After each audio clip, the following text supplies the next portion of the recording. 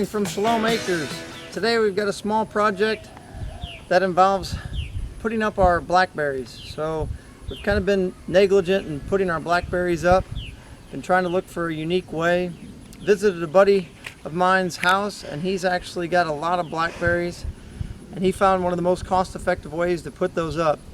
And we're going to go ahead basically and replicate what he's done because it's just a really smart system. So what he does is he just takes a T-post, beats it in the ground every 10 feet, and then he just takes a piece of cedar, and all we're doing then is we just take our router and we route out spots on the T-post, so that way when it goes against the T-post,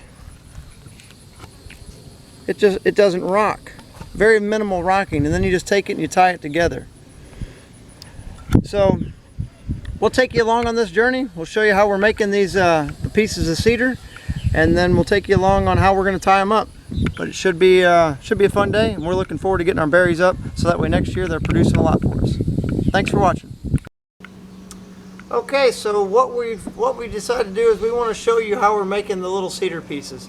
And again, I'm sure there's many ways to string up blackberries, but in our particular case, wood, as far as cedar wood, which we know will last a long time, we've got quite a bit of that. And then also the spools that are typically used for rolling up round bales, we've got some of that available. So if you've got other ideas, please feel free to use it. All we're doing is just showing you some options for how to do stuff creatively, and then looking at how we can save money and not have to actually go to the store. So what we've got here is we've got pieces of cedar. I've cut them down to about 20, they're about 20.5 inches long. Mark the center at 10.5 inches. And then what I do is I go ahead and actually mark either the bad side, because what I'm looking at is I'd really like this side to be straight because it's going to be the part that actually goes up against the post. So I'd really like that, you know, because like this piece here, you can see it's got, you know, bark and other stuff like that. But what I'm going to do is I'm actually going to route this back side. I'm going to route the flat side so that way it sits up against the T-post nice and flat. And then also it has minimal chance of rocking because then it will actually engage in the teeth on the T-post. And then as far as these holes, they're about 1.5 inches in. We're just drilling a 1/4 inch hole so that way the string fits through there real easy. And then after I'm done milling out this center piece here, which I'll show you in a second, then I just drill two 3/16 inch holes so that way I can feed the wire through and actually tighten it around the T-post. So here we go. I'll put my hearing protection on and eye protection, and we'll just take a simple cut here.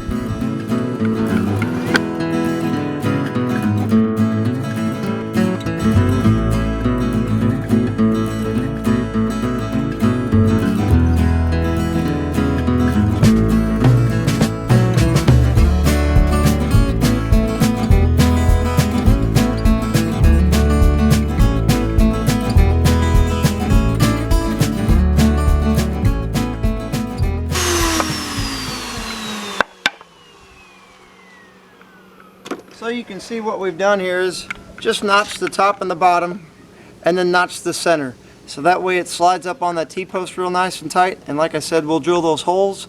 And I'm drilling the holes, one will be here and one will be here. So it fits tight to the T-post, but then also it kind of counterbalances in there. I guess if you wanted, you could drill 4 of them and you could kind of crisscross it. But I don't think I'm holding up huge amounts of weight here, so I'm happy with just drilling 2. So thanks for watching. Okay, so the next part is what we're doing is we're just taking a baling twine. It's something we've got quite a bit here on the homestead. Comes at a good price and it seems to last for a long time. Wish I had enough metal wire to probably do this, because metal wire I think would last a little bit longer, but in this particular case I think we're going to try this. I bet you we'll get at least 3 to 4 years out of it, and then we'll see if we're going to keep our blackberries where they're at anyway. So what we're doing is, now that we've got these posts set up, we've drilled a 1/4 inch hole. Now all we're doing is just feeding it through.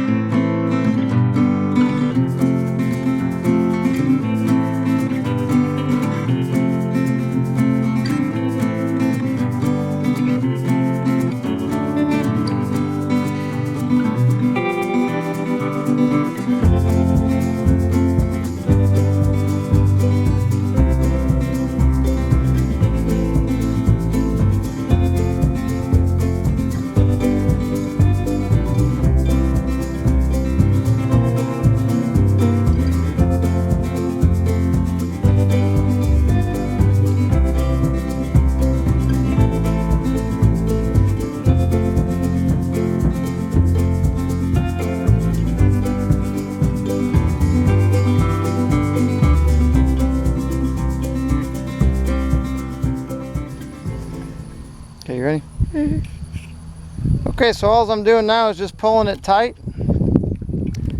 As tight as I can. You can see the wires or the twine is pretty tight. Then I'm just taking it and wrapping it around the T-post and then just tying it in a knot. So not very sophisticated, but I don't need it to be to the point where it's gonna break or pop the boards. I just want it to the point where it's nice and tight so we can do the next part. Because what we're going to do next is we're actually going to make a pretty good little ball of twine here, just simple around our hand, so then that way we can feed it through, kind of counter weave this together and actually pull the two pieces of outer twine together. So we'll just go ahead and cut this now.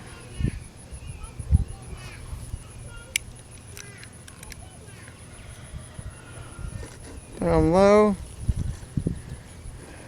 Hopefully we've got enough. Now what we're going to do is just take it and start weaving it through.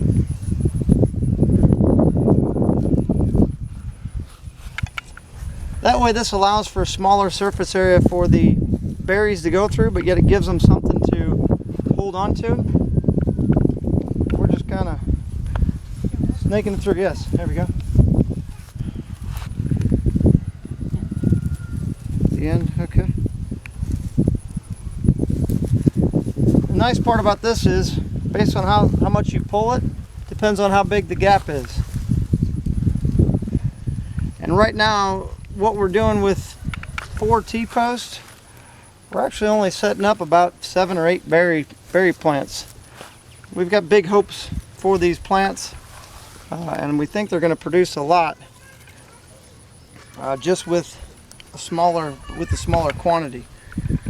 Right here on this corner, what I'm going to do is I'm actually going to take it to kind of settle it, tie it in place. I'm going to take it and wrap it once around the T-post, just to kind of give me a finishing point for that one, and then a starting point for the new one.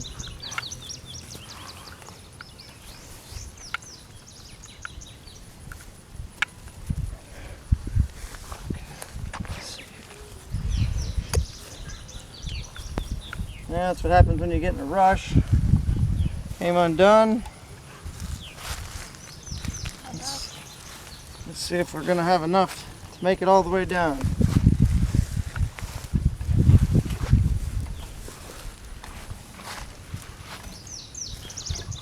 There we go. Take that now, and I'll just, another simple knot. Now what we've done is we've successfully set up our second strand of blackberries.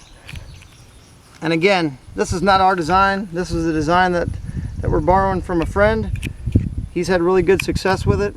And I tell you, the part that's amazing is when we get the lower strand done, what he's done at his house, which I think makes a lot of sense, he's got a gravity feed system that actually works on less than 15 pounds of water pressure. And what he actually does on these lower ones, he actually runs, on this lower one, he runs a little drip irrigation system. And then there's a little nozzle that you plug in, and he actually drips it straight through. And what we actually have in this area, we've just plumbed this whole side of our house with an irrigation system off of our rainwater totes. So that might be something that we could definitely look at. The thing we'd have to probably do though is put a small strainer in line before we did for the drip irrigation, because otherwise those nozzles could probably get plugged. But I think for moving forward for next year, because we're in an area that does not always get a lot of rain, so it's kind of hit or miss, especially in the summertime. But we've been blessed with a lot of springtime rain typically, so when we get our totes full, we can go for a long time as far as not needing as much water. So that's probably something for next year we're going to have to think about. Come on with us and we'll show you the end product in the end. Okay, so we have finished with our blackberries, and you can see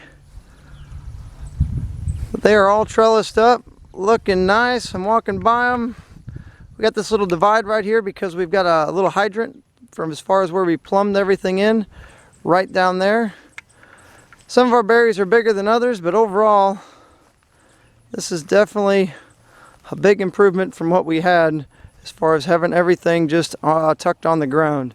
So definitely excited about this and feeling like we've got huge improvement and looking forward to next year, because all this new growth is going to be what provides all of the fruit for next year. And the one thing we've been doing, these ends, if you clip these ends off when they get so long, then they actually forces the branch to shoot out in other directions. So you can see right here, I've clipped this one off and now it's going to shoot out here, here, and here.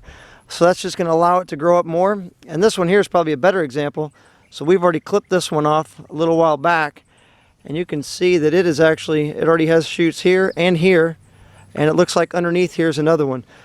So that's the main part of why we put all these slats on here, so those berries can just go up through, or those vines can go up through all the different areas and then give us plenty more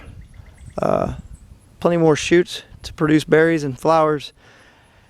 And if you've watched our bee video, I can't wait for next year. The bees are going to go crazy on these. Talk to you later. Shalom.